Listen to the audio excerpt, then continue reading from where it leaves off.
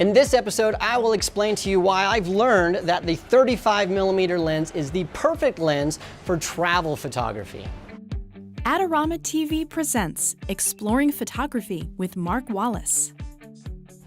Hi everybody, welcome to this week's episode of Exploring Photography right here on Adorama TV. I'm Mark Wallace.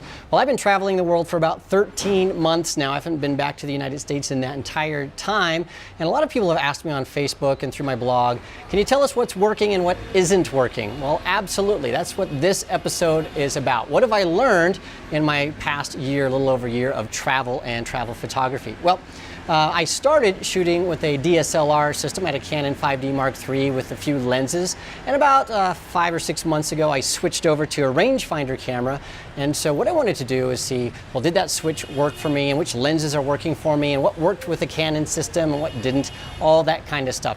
And so the way I wanted to approach this is to do something that Jared Platt taught me how to do, and that is to dive into Lightroom and look at the statistics and find out what the numbers are telling me. And if you don't know how to do that, you can check out an episode that I previously made all about metadata and how to learn from it. Well, let's figure out what I've learned from my travel. The first thing I wanted to know is which lenses do I tend to favor? Which ones work best for me?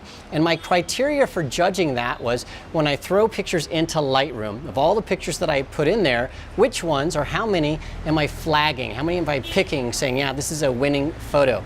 And so I looked in Lightroom and I looked at all the lenses, and you can see that the data shows that the 21mm, the 16 to 35mm lens, the 24 to 70 at the wide side of that lens, my success rate is about 11 or 12%. In other words, I'm getting more good shots out of my wide angle lenses than I am with my telephoto lenses. At the 135 and the 70 to 200 side, at the long end of that lens, my success rate drops to about 8%. So wide angle lenses for travel photography are clearly better by about a 4% margin, which isn't huge, but I learned a little bit more as I looked more closely at this data.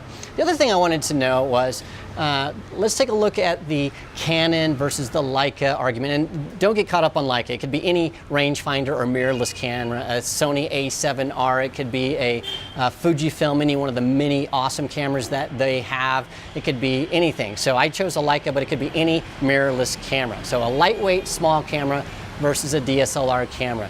When I looked at the data of all the images I shot with my Canon system versus the rangefinder system, they were equal in terms of winning percentage. In other words, about 10%, or exactly 10% of the images that I shot with both systems came out as winners. So they're on equal footing as far as the image quality and the images that I liked. Now, I didn't compare the Leica versus the Canon, so it's not that comparison, but just looking at equally, I liked about the same amount of photos. But one of the things that I really hoped for in a smaller camera, and I talked a lot about this in a previous episode, was that the larger system, I had no camera in hand. In other words, I just wasn't shooting a lot because my camera was always in my bag, or I'd leave it at the hotel. So my hope was with a smaller camera like this that I would take it with me a lot more. And so I wanted to see, am I shooting more? And if so, does that translate into more winning shots? And absolutely, I am shooting a lot more.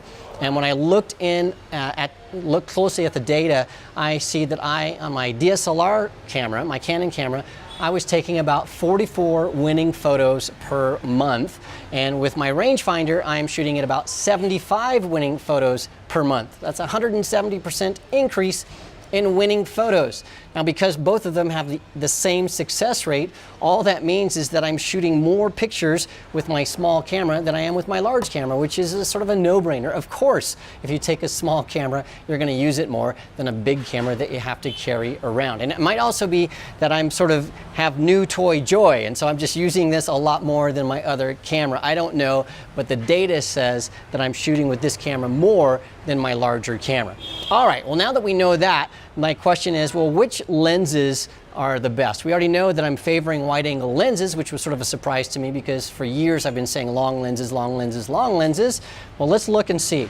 So in both systems, the Canon system and my rangefinder system, I used, if you take everything and put it together and average it, or not average, just add it up, 51% of all the photos were shot with a 35mm range and wider. So I looked at my 24-70 and said how many of those were 35 or wider.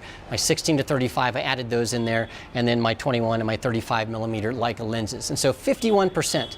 But I wanted to see how exactly that broke down just looking at my rangefinder camera. So when I look at that, it's still about the same. About 54% of the shots are shot with a 35mm lens or wider, except I didn't have this 35mm lens until about 3 months ago.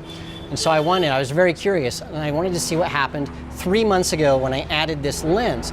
Now the reason I bought this lens was because I was shooting a lot with my 21mm lens, but just everyday shooting it felt just too wide. There was too much in the frame, and so I'd go back and forth between that and my 50mm lens, my standard lens. But the 50 felt a little bit too long, a little bit too close, a little bit too cropped. And so I just wasn't happy with either one of those. And so I read a lot of blogs and did a lot of research, and people swear by the 35mm lens. Steve Huff Photo is one of those guys that says if you just shoot with this and nothing else, it will dramatically increase your skills. And I wanted to see, well, maybe that's true. So I bought my 35mm lens, and wow, what a change. We look at the data. After I bought the 35, 79% of all of my photos were shot with the 35 or the 21. So it's a dramatic shift between these lenses and these lenses. So almost exclusively, I'm shooting wide. Why is that? Well, the 35 is just the right porage. It's not too wide, it's not too long. You can stick it on your lens, you can carry it around. It's very, very small. At night, if you don't need a lens hood, you can see that this is a very compact, small lens. It's not intimidating. It works for portrait photography. You can shoot scenics with it. You can do anything with this lens. In fact, I can take all these lenses and leave them at home in a bag and just use the 35, and I will be successful. And I wanted to look at the data and see what it said. And of the two lenses, sure enough, 66% of them were shot with this 35mm lens. So the takeaway of the things that I've learned in my last 13 months is this. You should travel with a small camera that has a 35mm lens because you're going to shoot more with it.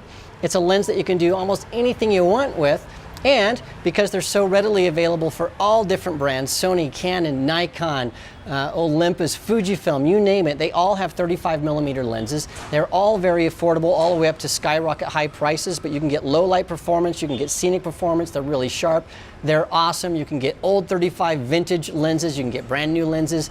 They are everywhere. And so what I've learned is the 35mm lens coupled with a mirrorless camera is absolutely the way to go. So if you're looking for a solution, a one lens solution or a starting point, get a mirrorless camera, get a 35mm lens, and go for it. That's what I've learned in my last 13 months. Well, there you have it. Thank you so much for joining me in this episode of Exploring Photography. Don't forget, there's a ton of information on Adorama TV. It's absolutely free, and all you need to do is subscribe so you don't miss a single episode. So click on the subscribe button, and you can look back at past episodes like how to learn from your metadata and do the kind of number crunching that I just did, as well as shooting with wide-angle lenses and all kinds of things. It's absolutely free, so check that out. Thanks again for joining me, and I will see you again next time.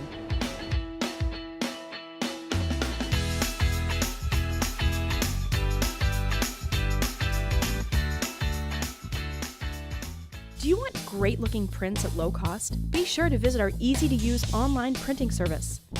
Adorama Pix has professionals who treat your images with the utmost care that you can count on. For a quick turnaround on photos, cards, or albums, use AdoramaPix.com.